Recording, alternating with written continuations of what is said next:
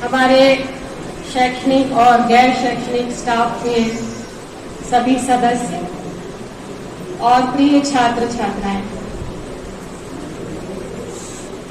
बिल्कुल अभी जो संतोष सर ने कहा आप लोगों को, आज स्वतंत्रता दिवस है, उसकी शुभकामनाएं हम सब आपको दे रहे हैं, आप लोग हमें दे रहे हैं। स्वतंत्रता के साथ साथ उत्तरदायित्व आता है।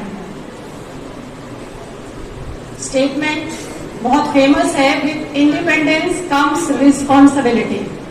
अगर रिस्पॉन्सिबिलिटी नहीं है तो स्वतंत्रता को ठहरते भी समय नहीं लगेगा।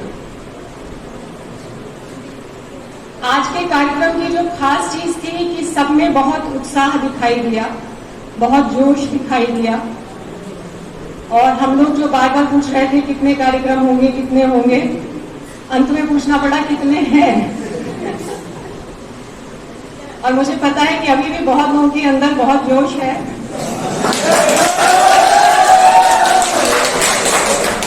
और वो जोश जो स्वाभाविक था, जिस राज्य से आप जुड़े होते हैं, जिस संस्कृति से और जिस संगीत से आप जुड़े होते हैं, जब आप उसको सुनते हैं तो स्वाभाविक ही जो है वो आपकी आत्मा, आपका हृदय नृत्य करने लगता है। तो वो जोश यहाँ दिखाई दिया। लेकिन क्योंकि सेशन थोड़ा ही अभी औपचारिक ही चल रहा था, इसलिए ये अनुरोध किया गया कि ये औपचारिक सत्र खत्म हो जाए, उसके बाद जितने भी इंटरेस्टेड स्टूडेंट हैं वो यहाँ थोड़ी देर रुक सकते हैं और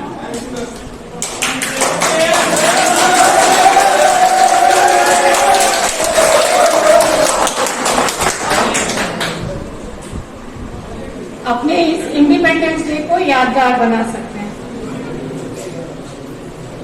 बिल्कुल जब कार्यक्रम का प्रारंभ हुआ था उस समय पे ये पंक्तियां बोली गई थी, कुछ नशा तिरंगे की आन का है।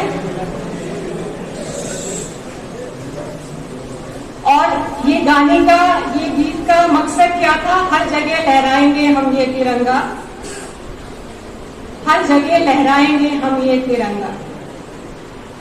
तीसरी लाइन है ये, और सबसे महत्वपूर्ण लाइन है, वो तिरंगा जो लहराना आज हम लोगों के लिए बहुत सहज है, वो सेलिब्रेशन है हमारे लिए, और कभी वो जिंदगी को दांव पर लगा देने का एक प्रक्रिया थी। छात्रों ने बहुत बड़ा योगदान दिया है स्वतंत्रता आंदोलन में, और विशेष रूप से 1942 के आंदोलन में जब सारे जो बड़े बड़े देश के नेता थे उनको गिरफ्तार कर लिया गया था रातों रात, तब अनौपचारिक रूप से वो जो बागडोर है वो छात्रों और युवाओं के हाथ में आ गई थी। और कई राज्यों से ऐसी घटनाएं आई जब छात्रों के दल तिरंगा फहराने के लिए निकले और उसमें से कई छात्र अपने घरों को नहीं लौट पाए। लेकिन तब भी वो जुनून, वो उन्माद कि हर जगह लहराएंगे हम ये तिरंगा, वो कम नहीं हुआ। उस आंदोलन की गति को ब्रिटिश सरकार रोक नहीं पाई, और कितने छोटे बालकों ने भी इसमें योगदान दिया है। हम लोग आजादी का अमृत महोत्सव मना रहे हैं, और उसका एक प्रयोजन ये भी है कि ऐसे लोगों को भी याद किया जाए जो इतिहास के पन्नों में कहीं दब गए हैं।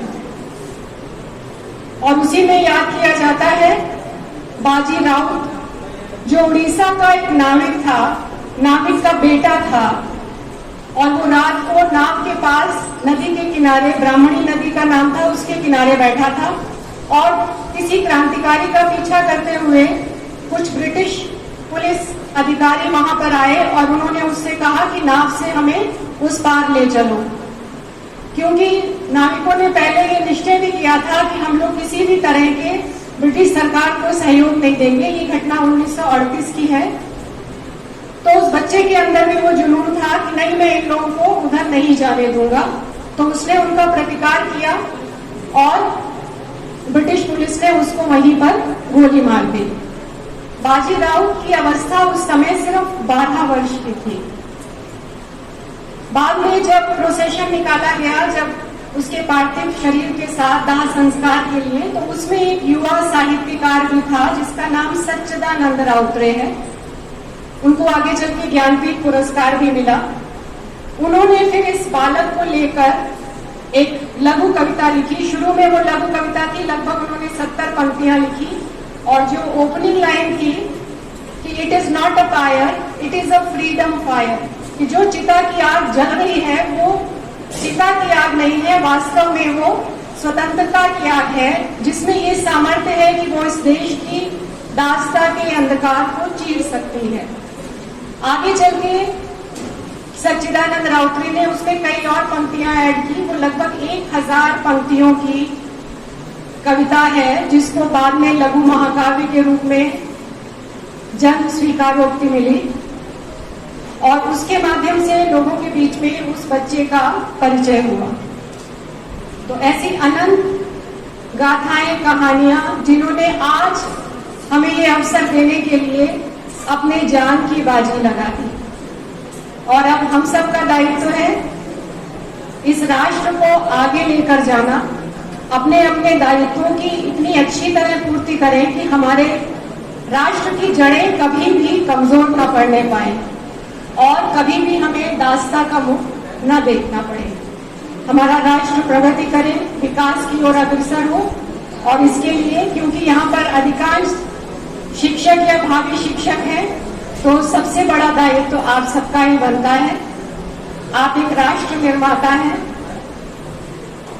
और ये थोड़ा सा दुर्भाग्य होता है कि अक्सर जो चर्चाएं हम माइक पर आकर करते हैं उसको व्यवहार में नहीं उतारते हैं।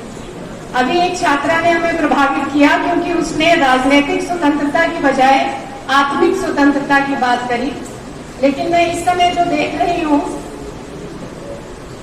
अनुशासन से ही आंतरिक स्वतंत्रता, आत्मिक स्वतंत्रता आती है।